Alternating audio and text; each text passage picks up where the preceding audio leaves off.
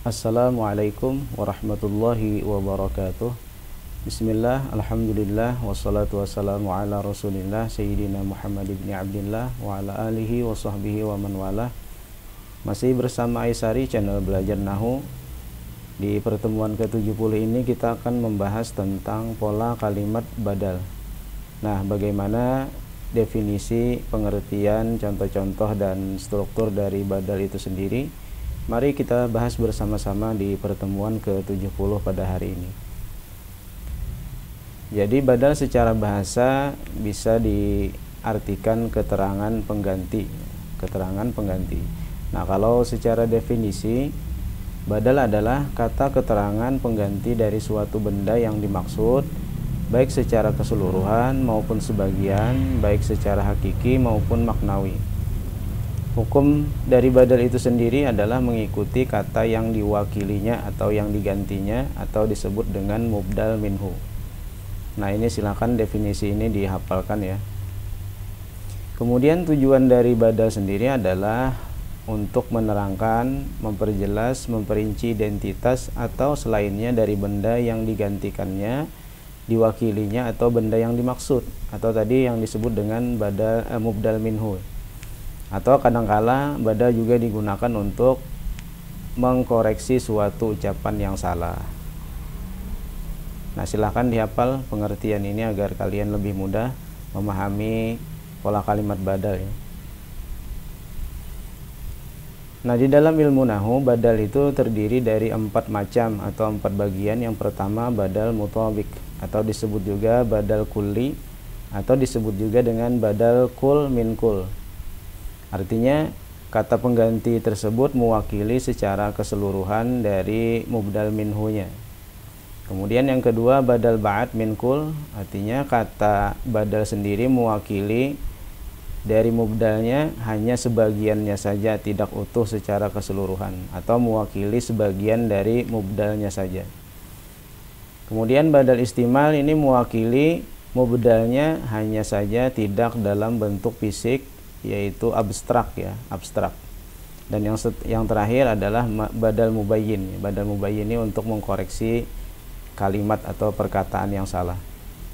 Nanti ada penjelasannya masing-masing.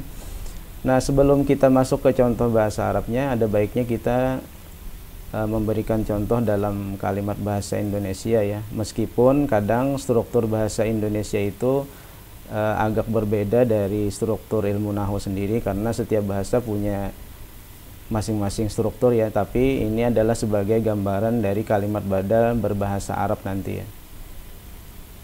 Misalnya yang pertama, contohnya adalah Nabi kita Muhammad adalah teladan bagi setiap muslim.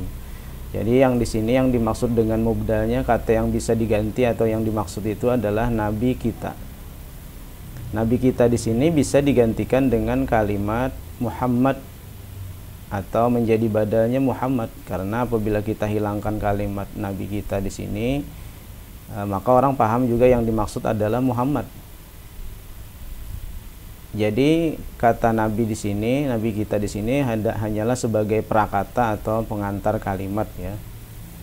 Kalimat utamanya atau kata utama atau benda utama yang ingin kita jelaskan adalah Muhammad di sini. Jadi ini mubdalnya, ini badalnya. Nabi kita, siapa Nabi kita itu, yaitu Muhammad yang dimaksud ya, adalah teladan bagi setiap muslim. Kemudian kitab suci umat Islam, Al-Qur'an, menjadi pedoman hidup. Sini mubdalnya adalah kitab suci umat Islam. Kitab suci umat Islam itu apa? Bisa digantikan dengan kalimat Al-Quran atau kata Al-Quran ya, ini sebagai badalnya, mewakili keseluruhan dari kitab suci umat Islam, mewakili kondisi secara keseluruhan atau mewakili zat secara keseluruhan dari kitab suci umat Islam itu sendiri. Ini nanti disebut dengan badal kuli ya.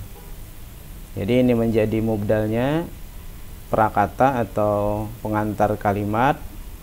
Kemudian yang dimaksudnya sebagai badal adalah Al-Quran ya. Mubdal, badal. Selamat datang di Zamrud Khatulistiwa, Indonesia. Jadi di sini juga kalimat badal ya. Yang dimaksud Zamrud Khatulistiwa itu adalah Indonesia. Ini gelar dari negara kita, Indonesia. Jadi penyebutan Jamrud Khatulistiwa ini sebagai prakata atau pengantar atau yang bisa diwakili oleh kata Indonesia, atau bisa diganti dengan kata Indonesia, atau bisa dibalik juga ya, selamat datang di Indonesia Jamrud Khatulistiwa, bisa juga seperti itu.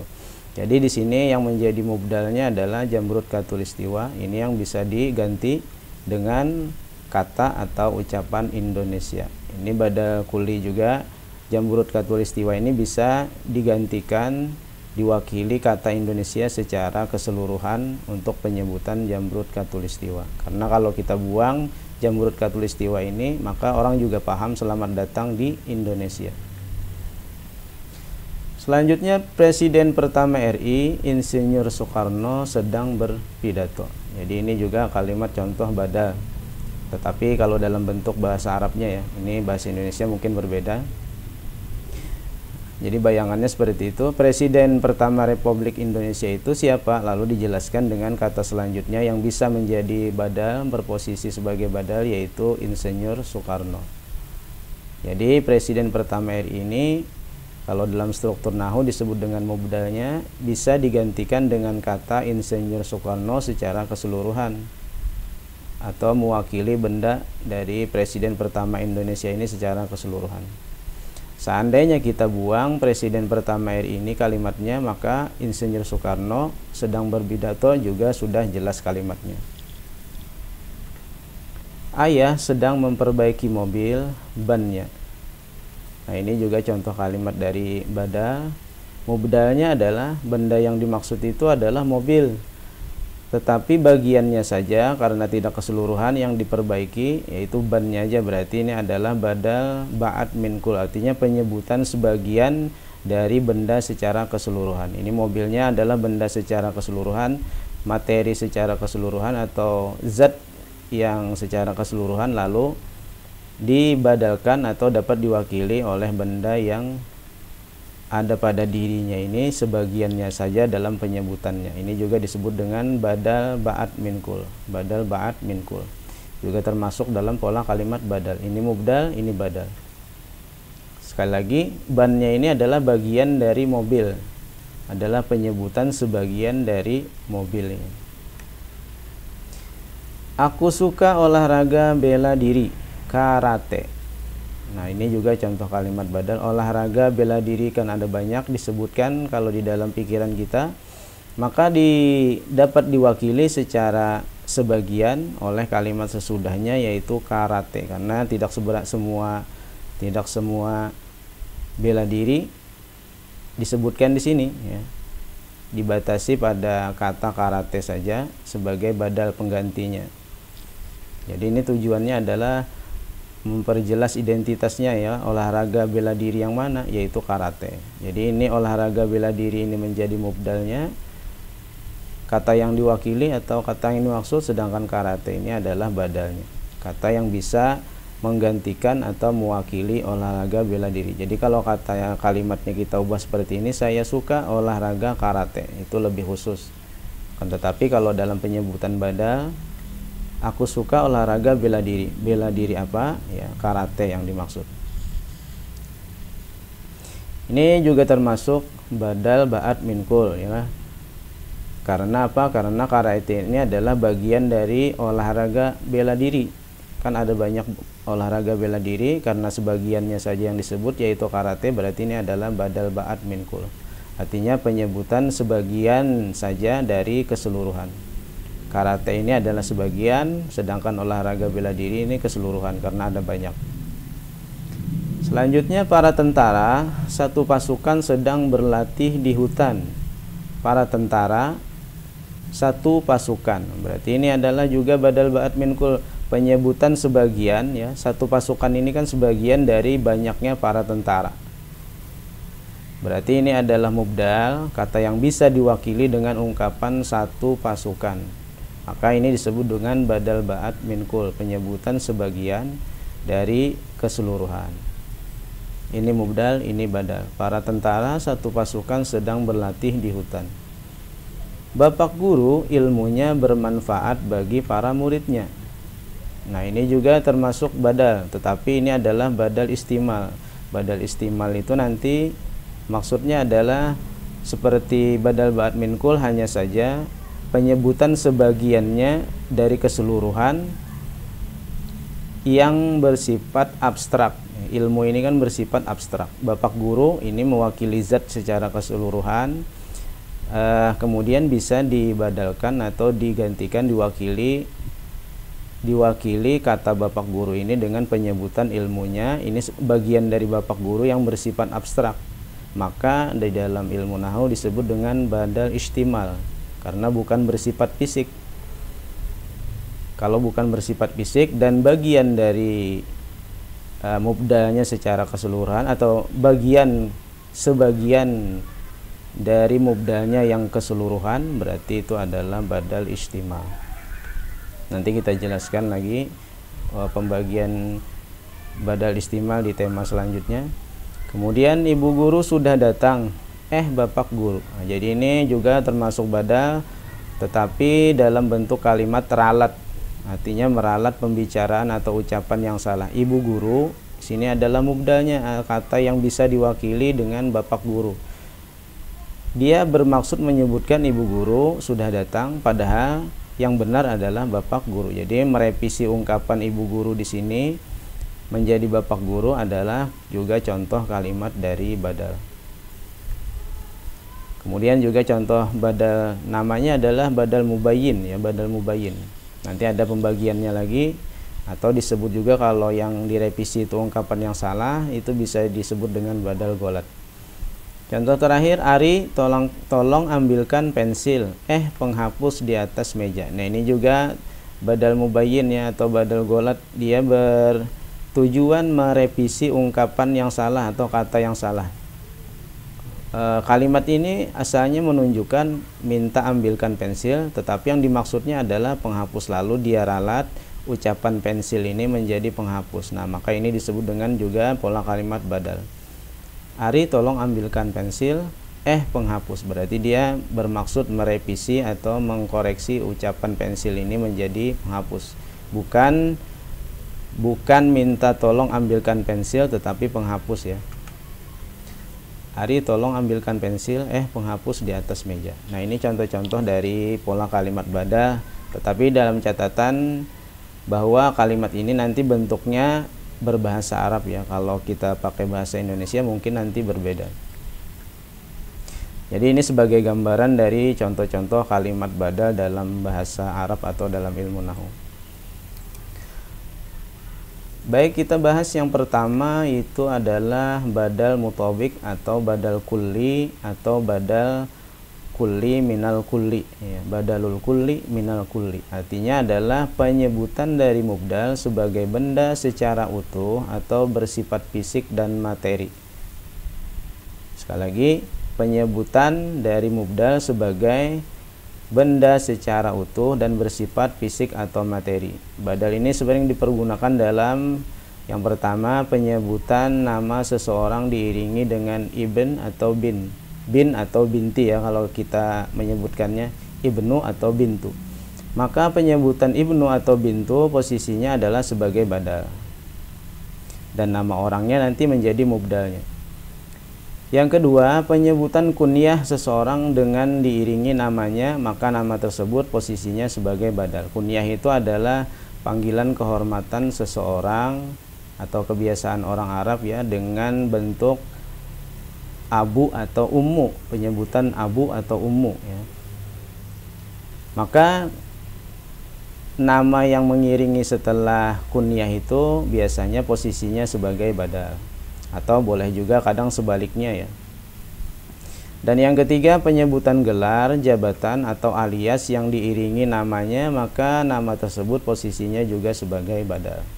Silahkan kalian hafal ini pengertian ini dan kaidahnya agar nanti lebih mudah mengenali badal kulli. Nah, sekarang langsung saja kita pada contohnya. Haddasana Yahya ibnu Sa'id an Mukhalid. Haddasana Yahya ibnu Sa'id an Mukhalid. Berbicara kepada kami si Yahya bin Sa'id dari Mukhalid. Haddasana artinya berbicara kepada kami si Yahya bin Sa'id dari Mukhalid, atau dia meriwayatkan. Ini biasanya kalimat ini ada di dalam hadis ya. Kalau haddasana artinya menyampaikan hadis kepada kami si Yahya bin Sa'id dari Mukhalid. Nah, ada 1, 2, 3, 4, 5, 6, 7. Ada 7 kata ya. Haddasa fi'il madi, nanya isim dhamir muttasil, Yahyanya adalah nama orang yang diakhiri ya sebelumnya berbaris fathah, berarti isim maksur. Kemudian ibnun tadi isim mufrad, Sa'id isim mufrad karena nama orang ini alamiah, ini alamiah juga. An huruf jar, Mukhalid juga nama orang isim mufrad, kebetulan alamiah. Strukturnya ini adalah jumlah fi'liyah ya, fi'il fa'il. Haddasa fi'il madhi mabni alal fathi.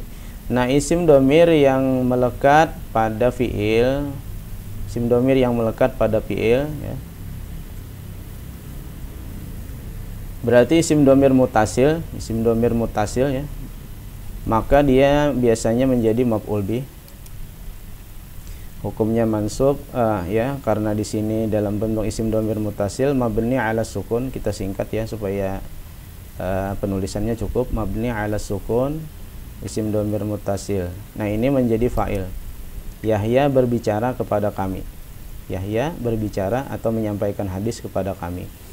Fa'il hukumnya marfu, ciri i'rabnya dhammah muqaddarah karena isim maksur, sekaligus menjadi badal. Kenapa ini menjadi badal? Karena penyebutan nama orang yang diiringi dengan ibnu atau bintu.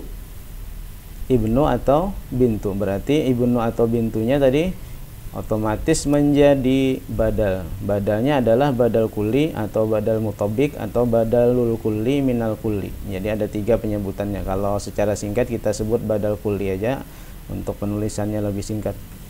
Hukumnya marfu, mengikuti mubdalnya marfu, maka dia juga marfu. Ciri i'rabnya dhammah. Kenapa dhammah? Karena jenis katanya isim mufrad sekaligus menjadi mudhaf.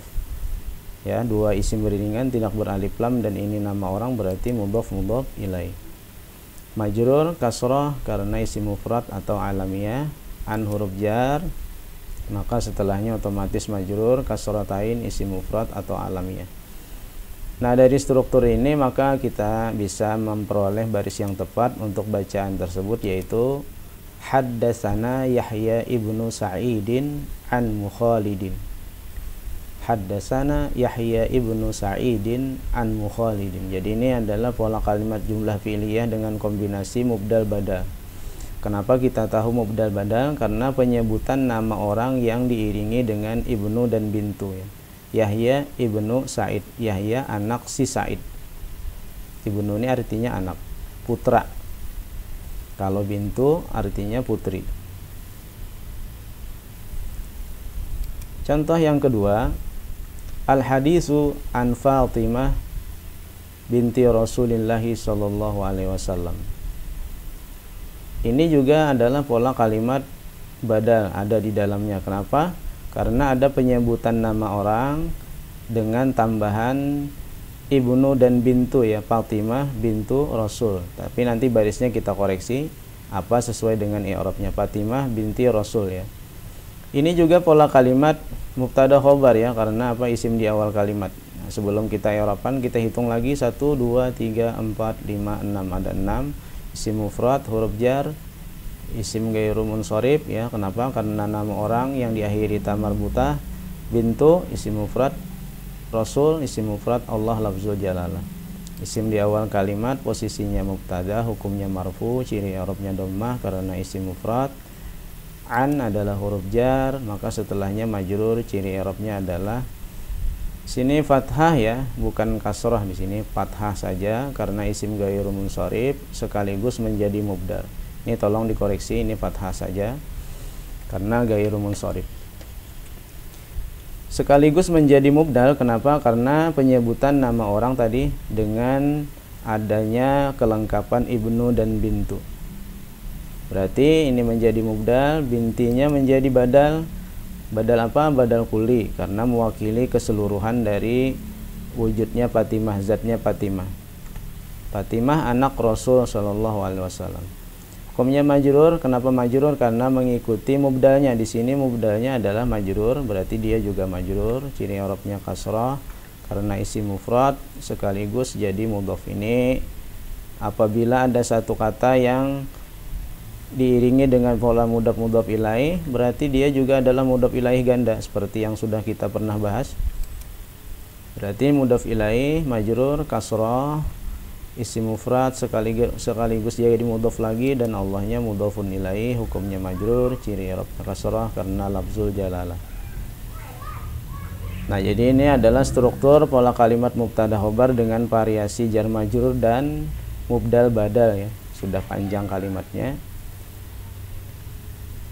Berarti bacaan yang tepat adalah al-hadisu an Fatimata binti Rasulillah sallallahu alaihi wasallam.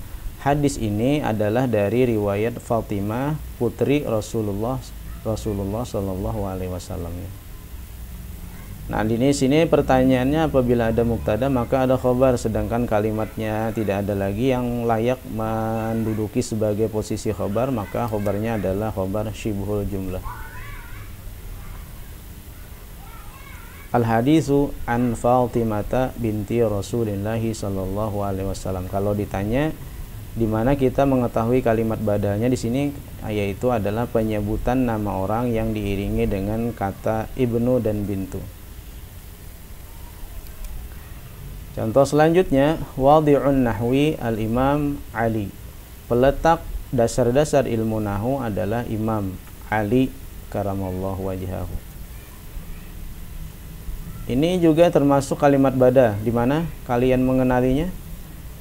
Karena ada penyebutan jabatan, gelar atau alias seseorang ya. Nah ini gelarnya sebagai al-imam. Kemudian diiringi namanya, berarti namanya ini menjadi badal. Ini mubdal badal. Nah, di sini cirinya ya. Peletak ilmu nahwu adalah Imam Ali. Kita i'rabkan 1 2 3 4, ada 4 jenis kata, isim mufrad, isim mufrad, isim mufrad, isim mufrad alamiah. Yang kebetulan banyak isim mufrad ya. Isim di awal kalimat mubtada, hukumnya marfu, ciri i'rabnya dhammah saja. Kenapa? Karena isim mufrad tidak boleh tanwin karena mudhof. Isim dhamma dua isim beriringan tidak beralif lam, mudhofun ilaih majrur kasrah isim mufrad. Bila ada mubtada maka ini menjadi khabar. Peletak ilmu nahwu adalah Imam Ali. Karena ada sisipan adalah, berarti dia juga posisinya sebagai khabar, hukumnya marfu, ciri i'rabnya dhammah karena isim mufrad sekaligus menjadi mubdal. Alinya menjadi badal. Badal apa? Badal kuli. Kenapa? Karena penyebutan imam ini adalah dapat diwujudkan, diwakili oleh Ali, nama Ali, atau secara keseluruhan bisa diganti dengan Ali. Hukumnya marfu. Kenapa marfu? Karena khobar di sini mubdalnya yang menjadi khobar hukumnya marfu, berarti dia juga marfu, ciri i'rabnya dhammatain karena isim mufrad atau alamiah. Nah, dari struktur ini maka kita bisa mengetahui ini adalah pola kalimat mubtada khobar dengan variasi atau kombinasi mudhof ilaih dan mubdal badal. I'rab yang tepat sesuai strukturnya yaitu wadi'un nahwi al-imamu Ali.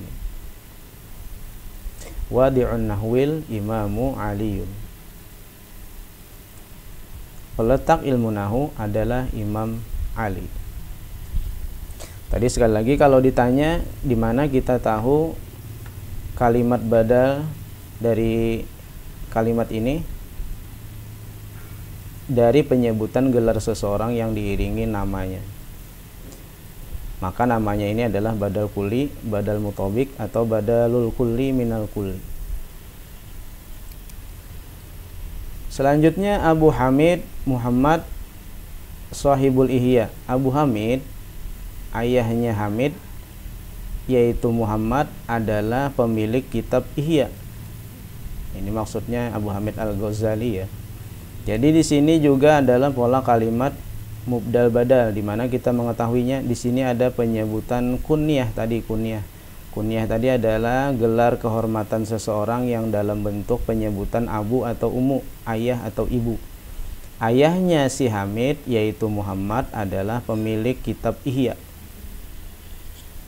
Berarti ini juga pola kalimat badal mubdal, maka nama orang ini menjadi badal kulli juga. Ada 1, 2, 3, 4, 1, 2, 3, 4, 5, ada 5 kata.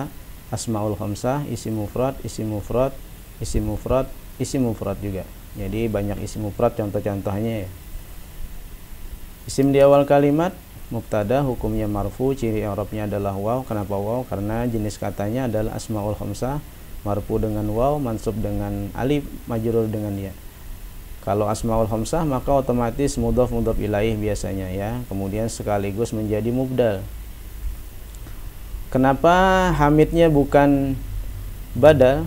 Karena ini strukturnya satu kesatuan ya. Asmaul khamsah kan mudhaf mudhaf ilaih, jangan langsung menjadi badal.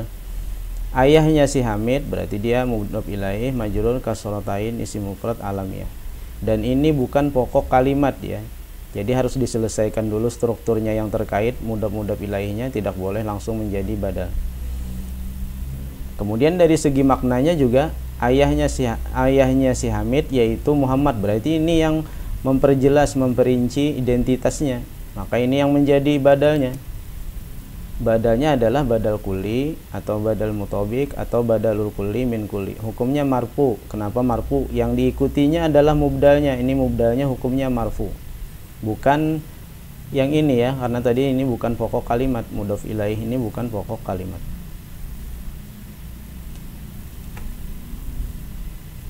Kemudian ini bukan mudhaf ilaih ya, ini kesalahan juga, kesalahan copy paste-nya. Ini bukan mudhaf ilaih. Ini adalah, ini berarti menjadi khobar ya. Abu Hamid, ayahnya si Hamid adalah ayahnya si Hamid yakni Muhammad adalah pemilik kitab Ihya. Berarti ini yang menjadi khobar, hukumnya marfu, ciri i'rabnya adalah dhammah karena isim mufrad sekaligus mudhaf. Nah, ini dua isim beriringan baru mudhaf ilaih. Hukumnya majrur, ciri i'rabnya adalah kasrah, isim mufrad juga. Jadi dari struktur ini maka kita dapat baris yang tepat, yaitu Abu Hamidin Muhammadun sahibul ihya'i. Ayahnya si Hamid atau Abu Hamid yaitu Muhammad adalah pemilik kitab Ihya. Nah, ini tadi tolong dikoreksi, salah ya. Sekali lagi, Abu Hamidin Muhammadun sahibul ihya'i. Dari mana kita tahu kalimat ini mengandung badal tadi? Karena ada penyebutan kunyah seseorang yang diiringi dengan namanya. Abu Hamid Muhammad. Nah, ayahnya si Hamid yaitu Muhammad. Berarti ini yang menjadi badalnya.